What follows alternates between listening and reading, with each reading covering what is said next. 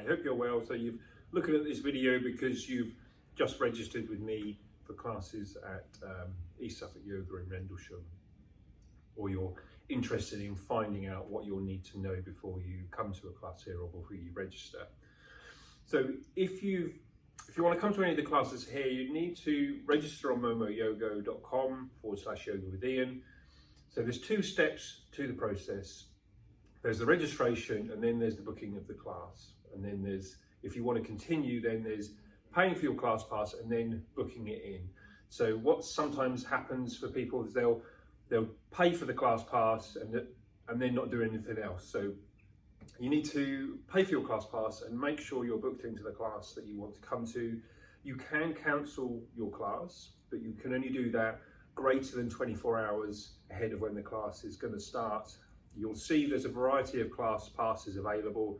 So if you're new, you can get your free class pass, and then you can buy anything from a single class to 3 classes to 5 classes to unlimited number of classes. They'll all have a time limit in which the classes need to be used in, and that will be written there on the description. So example, it might be you buy 5 classes used within 5 weeks, 3 classes within 3 weeks, and also there's options that you can, if you say thinking, oh, I'm going to struggle to fit all of those classes in, but I'd like to get it at a slightly cheaper rate, then there's options to buy, say, 5 classes and use them within 3 months. So hopefully covering as many of the options and the bases as we can do.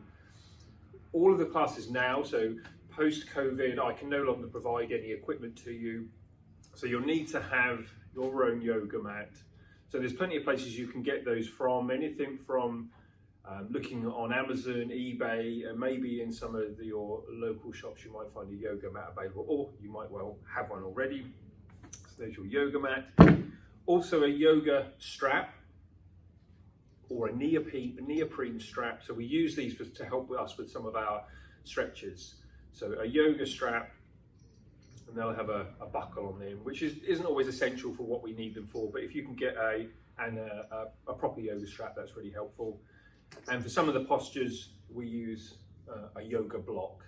So if you're coming along, as a bare minimum, having a yoga mat and then getting these other bits and pieces will allow you just to do a few variations and a few options on yoga postures.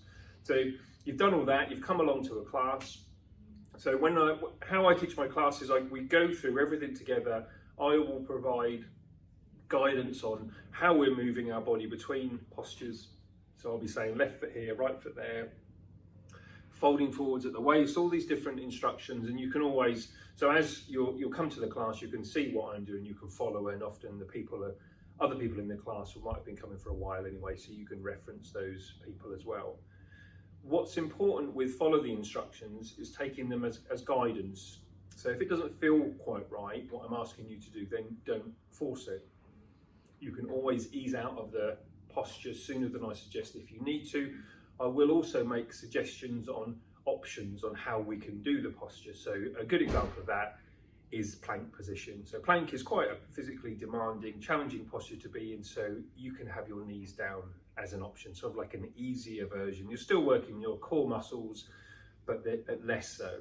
And I'll also make suggestions on how we move the body from one position to the next position. So it might be stepping left foot forwards, lifting right arm up. Again, if you're in a position and you think you're listening to me give the instruction, think how on earth am I going to do that from this position?